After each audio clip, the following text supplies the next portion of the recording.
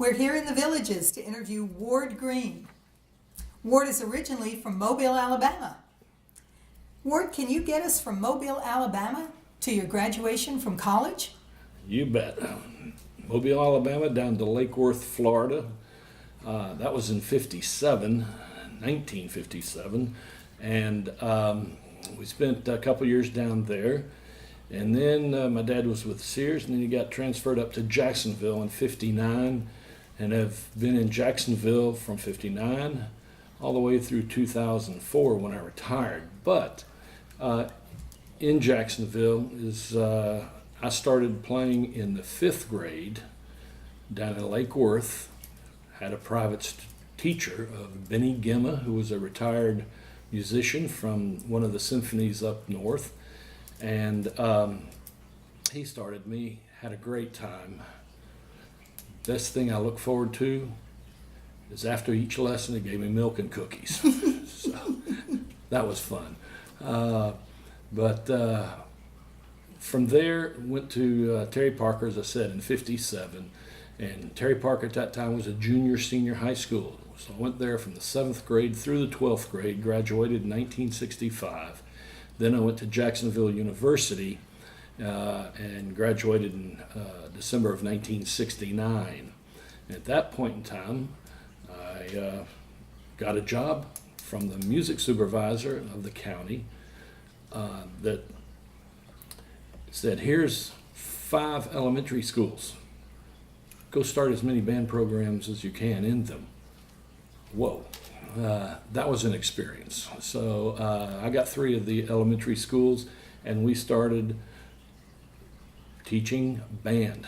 And I had a couple of kids, well, 3 of them that were string players as well. So I kept one lesson ahead of them, so that it would really help. But that was the start of my teaching career, and just went forward from there. Spent a year there. Spent my goodness, the next 5 years in junior high schools in Jacksonville. First one being Jeb Stewart Junior High School, and spent 2 great years there. The 3 years I transferred over to Arlington Junior High School, and then my band director at Terry Parker at that time, Joe Lippo, called me and said, can you come on up and help me with the Terry Parker band? Because it was up to over 180 kids at that time. So I said, sure, what an opportunity to go back to my old school. It was fun that I was a colleague of the teachers who taught me. Wow. Kind of an interesting situation. And so started at Terry Parker High School in 1975 and ended in 2004. And you had some wonderful bands along the way. Thank you. Were there any special challenges that you encountered in your career as a band director? Well, a couple. One mine is my first year in junior high school, so my 2nd year of teaching. I got the job contingent upon one thing, and that was you're to tell the band parents at your first meeting that they are disbanded because of the problems that they had with the previous director. Wow. And so that was tough to go in the first year. They're not knowing me, I'm not knowing them, but I said, this is your first and last meeting because from here on out you are disbanded. Now that challenge brought on another one, the fact that I had to put all the monies in the school account and go through that, and that was really a big challenge for a 2nd year band director to get all the changes there, because the band parents are invaluable. They can really help you, and I will tell you, even though we didn't have the band parent organization at that time, they were fantastic. So that was a challenge. That same year, my principal, who said disband the band parents, we were the Tuesday before actually my first district concert festival. We were playing a student faculty basketball game. Well, we were on the same team, and our team came off the court and sat down, And we were watching the game for about a minute. Next thing I know, boom, he slumped over my shoulder. Wow. And he had a cerebral hemorrhage. And consequently, after the paramedics and everybody worked on him in the gym, he died. And wow, that was a unique situation. It doesn't happen all the time. But so he died right next to me, and we had festival, had a problem with communications. Some people thought that the band was going to play. That was news to me, to play at his funeral. So I had to call his wife and explain that we had nothing prepared, but if you want to, we'll do it. Mm-hmm. And she says, no, not at this time. You know, I really appreciate the efforts, but we're not going to do that. So, mm-hmm. And then the funeral was on Friday, which a lot of my students attended. And we had the festival on Saturday. Didn't know what to do. Should I go? Should I not go? And these are the decisions you have to make as a band director for the good of the organization. And we decided, or I decided, we were going to go. And because everything had been put in place, we're all ready. We went, and I was very pleased with the students and their performance. They made us superior, and we just, remembered our principal for that. And that was a real special time, and it's a real special moment. Mm-hmm. Other challenges, my goodness, it's, you're a little bit intimidated if and when you bring other band directors or other special people into your band room for fear of what the kids are going to do.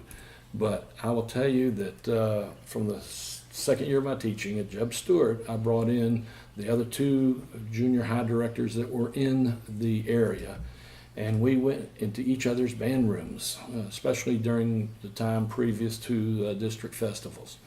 You notice I don't call it, what do they call it now? MPA now. MPA. It was contest and yes. then festival. And contest, festival, and then music performance assessment. Yeah, MPAs and all that. So at any rate, it's all the same thing. So, but that was invaluable for me as far as that goes. And it really helped me figure, well, my band isn't doing so bad when I heard other groups as well. My band, I said, well, we're a little stronger here, and they're a little stronger there, but it really gives you an idea of what's going on. So I'd encourage each of you to be in each other's band rooms, and you go too. Even as a first or second year band director, you will have something to contribute, and that's the important thing. Absolutely. You had mentioned the challenges of organizing and taking band trips. Yes, I learned that, especially, we went in junior high. My junior highs went to the festivals up like in Six Flags over Georgia and so forth of that nature. We went to those, but the senior high trips are a little more involved. We went to, Washington, New York, all up and down the East Coast. We went to the Bahamas, we went to Mexico, and the challenges of organizing those trips, getting the money to the right people at the right time, at the right place, those are some of the real challenges that you meet. And then when you get in a new situation, what do? What have you planned as far as getting the kids other opportunities? One of the most memorable things that we did was when I went over to Cozumel, Mexico with the band. We were the first high school band to play on the island. And they had a big turnout for us and had us up. They made a stage for us at the town square. And the mayor was there, presented us with a nice plaque of citizenship and everything. Like they do, but it was a real special time, and I took the kids to the middle part of the island. Now this was before Cozumel had really started being a tourist mecca as it is today, but we saw people that were living in cardboard huts out of refrigerator boxes and everything else that you can imagine, but cardboard, if you can imagine that, and at that time. And that was a real eye-opener for my students, how lucky they are to be where they are and to participate in a program such as ours, and to see these people and kids over there that just living with no running water, no facilities to speak of. And that was an eye-opening experience, not only for me as a director, but for the students as well, and for the parents to see that as well, and to see how fortunate they are. Wow, that's very important. Tell me about some pivotal moments and pivotal people through your career. Well, of course, in college, it was my private instructor on clarinet. He made me appreciate the intricacies of teaching. But also, I was given an opportunity to be a salesman for Marvin Gaye Music Center at that time in Jacksonville, which was one of the largest music chains there.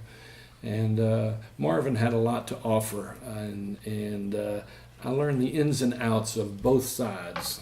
When the junior high, we had junior high bands back then, but when they had recruiting areas for renting of instruments, I went along and looked and studied that, and we had, they would give some tests and everything, so I got an idea about what to do there. That was real important. Another one was Roger Meyer, who owned another music store. I was a band director at that time, and he really helped us out as far as getting instruments and getting anything that we needed as far as supplies or anything of that nature, and that really helped out. Probably the most influential person in my career, if you will, would be Joe Lippo, who was my high school band director at Terry Parker High School. And when he asked me to come over to be his assistant, that was a pivotal moment that I said, wow, in high school. And yeah, there was a transition period, but then I took over the band program after a couple of years of us teaching together. That was a unique situation. Again, here I am, instead of the student, I'm a colleague now. And I had the hardest time calling him Joe. It was always Mr. Lippo. But he taught me the fine points of, some of the finer points of teaching and how to get across to the kids and the playing. He also instilled in me a love of music, because we played tunes, Elsa's Procession to the Cathedral, and many things of that nature, many types of music of that nature that were real challenging to us, but yet so rewarding to play them and to play them well.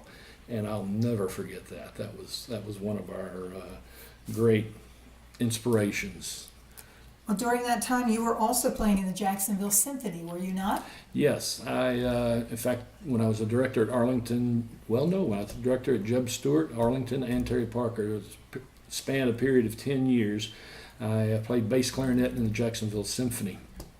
And I really got an appreciation for other directors who were brought in as guest conductors, and also just an appreciation of literature. We would go in, and I'd go in there and we're playing Candide, and I'd say, nice, I knew about Candide, but I didn't know what the intricacies were. So I said, I'll go back and look in the library, see if we have it. Sure enough, we did. So we have performed that as well. And the literature concept and even the conducting concepts that various directors brought in, or various conductors rather, was an amazing time. And some of the personalities which you might think are teddy bears or something like that, the image they project from their position on the podium, such as Arthur Fiedler, he was guest conductor, are certainly different in real life, if you will. So I've got a story there too, but no. What words of wisdom or advice do you want to pass on to new and future directors? I would basically say the biggest thing that I could tell you is to invite people into your band room to give you some hints, talk with other directors about hints and various ideas that they have about conducting and about music. Expand your, don't be afraid to let people in. As I mentioned, in my second year of teaching, there's 3 of us that went around to each other's band room. That was an immeasurable help. Also, going to clinics and seminars at the state convention, learned a lot from various other directors that hosted those. Also went to USF, FSU for their special weekend of music with students, and went there and had a lot of great conducting seminars in both places, and those were great times too. The music literature. How do you pick music literature to suit your particular band? Get hints on that. What are some of the organizational things that'll make your job easier, and so forth. It was really a great time of learning through those years, and certainly made me a much better band director by having those experiences. So the networking through FBA is critical. Oh, very much so. And pick each other's minds. Don't ever go to a convention and just be starry-eyed and, wow, look at them, look at them. It is a great time for learning. I just can't say enough about that. Well, I know that you have a great sense of humor. True. But that you're also very focused on excellence. How do those seem maybe to clash with each other a little bit? How did you meld those? Well, I always told my students, there's time to have fun, but there's a time also to be serious about what we're doing, and let's get to work making it the best possible job that we can do on every piece of music we play. For festival, for concerts, whatever the case may be, always have an excellence in mind. And the thing that I hope to instill in all my students is one, a love and appreciation of music. And in the later years of your career, you really get to experience that because the students will write you. And in today's media of Facebook and the media of that type, they will write about you without you even knowing it. You can read what they posted. And that is really gratifying, at this particular stage in your life, to know that you did make a difference. But, you're going to work. I always told the kids, my philosophy of music was, if it ain't fun, why do it? And I continued that philosophy on in my retirement the same way. And I try to have some fun, make it light, but at the same time, here's a job to do, and we're going to do it the best that we possibly can. That is great advice. So what did you do during your teaching years to keep your edge? How did you stay happy going to work every day? Or did you always? No, I didn't always. It was a few years after I had started teaching that I was very frustrated at some points in time, and I thought, well, I answered a little letter of come on up and be a salesman for this particular fundraising company. So they gave me a free trip to Atlanta, and I went, and so I had a good interview. They said, great, we'll like to start in August. And this was right at the beginning of summer band. We had a 6-week program of summer band through summer school. And it was a pivotal moment when that year, or that summer band rather, we had coming into the band room more salesmen than I can ever remember in past years rather. And I thought, wow, I was thinking, I can do this job much better than he can. I can sell this better than he can, and so forth. So I knew I could do that job. But did I really want to? After seeing what these people did, and I'm thinking, do I want to be associated with that type of career or that type of person? And I came to a realization that I didn't. And from that moment on, I had the most successful time in my career that I've had, all the way till I ended. It gave me, again, more of a love and appreciation of music than I had or was waning at that particular time. And it really made a big difference in my career because I was more focused, more in tune with what I needed to do to get the music out of the kids through, again, the FBA conventions, through the college conventions and stuff that they had. And I was just soaking it up that much more to make it better for the kids. Real eye-opener. Well, now you're retired. And have you given up the podium? No. As former band directors, it's hard for us to give up the podium and everything that goes with it in making music. That's the most important. In the villages, we have an opportunity to make a lot of music, and we have 3 community bands that we call the Bands of the Villages. I direct one of those, which is the New Horizons Band. I'm the conductor of those. We have 100 people in our band. Basically, in each of the bands, we have 100 people. And they have their own instruments. Yay. From the tubas to the bassoons to the oboes, right on down. I never thought that I would conduct nor play my instrument again in retirement. But I also play my clarinet in the concert band. So I direct the New Horizons, play in the concert band. I also I was a director and founder of a clarinet ensemble. We call it the Clarinet Connection. And we perform all over the community, and we do what we call a lobby concert before every concert that we give. I have one of my ensembles that are playing, or both, in the lobby prior to the concert. And that's become a real fixture for these concerts, absolutely free and open to the public. They come in and they have really enjoyed what we're able to do in that regard. I've also started 5 years ago, in fact, we started a saxophone ensemble called the Saxations, and tons of fun with that too. Both of the ensembles, they are such great people. It's like my junior high kids were. They're just eager to learn. They're just, like sponges and want to learn as much as they can. Some of them hadn't played in 40 years. Give you an example. I had a saxophone player.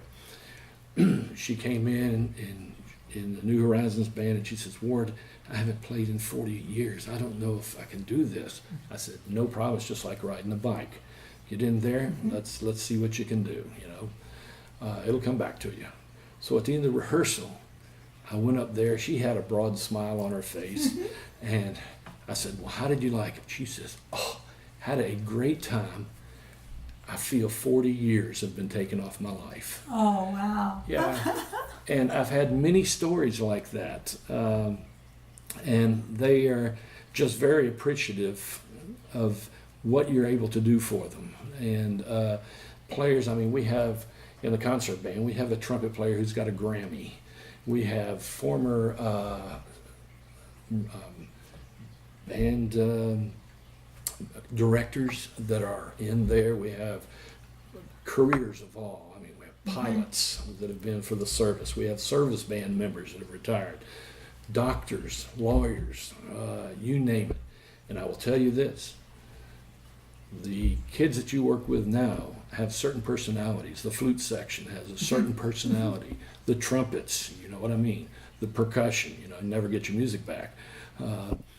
And I will tell you, that personality carries through seniors, okay? It's amazing to me. That was the first eye-opener. And so I always told my current kids, but I always told them, I said, you are the same, just like my students that I taught. I said, there's only two exceptions to that rule. I said, one, you have gray hair, and two, you have less of it. and and that holds true. But there are some great players that we have that are involved in all of the bands, and I really appreciate that. I also conduct the Village's Sunshine Strollers, and we play for the various parades and functions that we have in the villages for the community. And the Strollers is an apt name. We do not march. There is no way that I could keep these people in step. So we stroll, and that is so much fun. It's a clown band, and we have a lot of fun through that as well.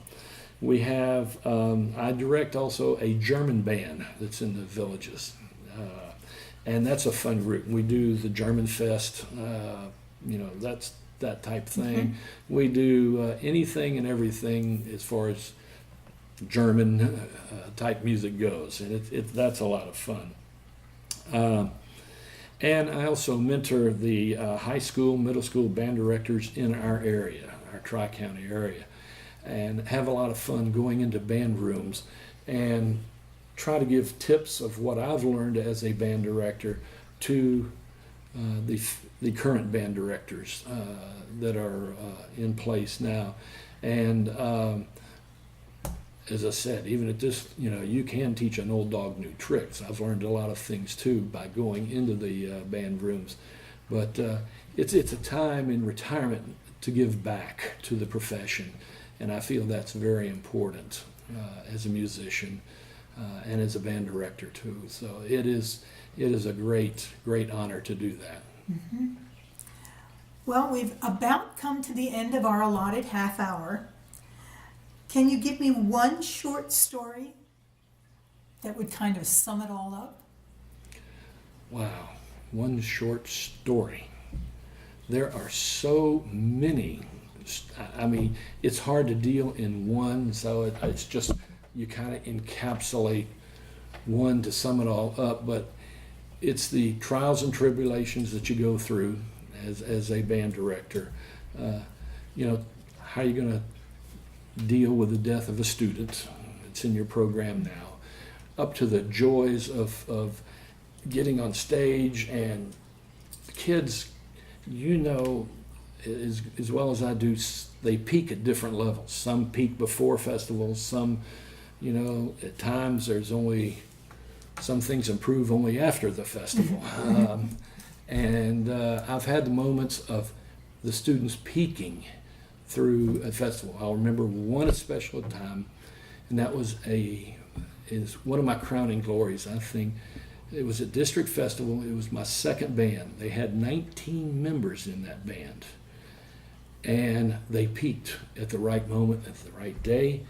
And after we played the march, I'm looking down here, they really made some nice music. Mm-hmm. Whoa. And so I said, yeah. So that was fantastic. Second number, the overture. Wow, what did they do? They were just on fire. They peaked. And the third number, same thing. And in the end, we ended up with a superior rating. I was very proud. That was one of my crowning achievements. Taking that few of students, instrumentation, was something else. And I will tell you one trick of the trade too. We had, and this was funny, I actually got this comment, but I didn't have a tuba in my second band one year. So what did I do? I took a keyboard bass player, kind of hit her in the back, and then I put a sousaphone in one of the chairs that are made for sousaphone. So it was there, and I put it real close to her. Put a lot of kids in front of it. And one of the comments I got from the judge was, in fact, great tuba sound. And I thought, yeah, we did. But there are tricks of the trade, and that's certainly one of them. And but it all works. The fundamentals of music, balance and blend, intonation, tone quality especially, all those fundamentals of music you have to deal with on a daily basis. And I still do as of today. You know, and that's the key, is the fundamentals. Keep on plugging away. Well, I know you had wanted to mention one student you're particularly proud of who happens to be working in Washington right now. Yes, as one of my trumpet players, one of my high school trumpet players, Dwayne King. He is now the drum major of the President's Own United States Marine Band. I found out, it was a couple of months ago when I found out that news. He tried out for it, and he was actually honored to be chosen to be the drum major. And I thought, wow, you know, I've got a lot of ex-students that are just really former band directors. Some have their doctorates, some are doctors, lawyers, and as I said earlier, you know, in all professions. And this was really special to me that one of my former students is a drum major at in the Marine Band. In wow. the band, Yeah, yes. the band, the President's Own. Yes. So I'm very fortunate in teaching a student like that. It was really special. Wow, that must be proud. Definitely. Well, it's time for you to say bye-bye.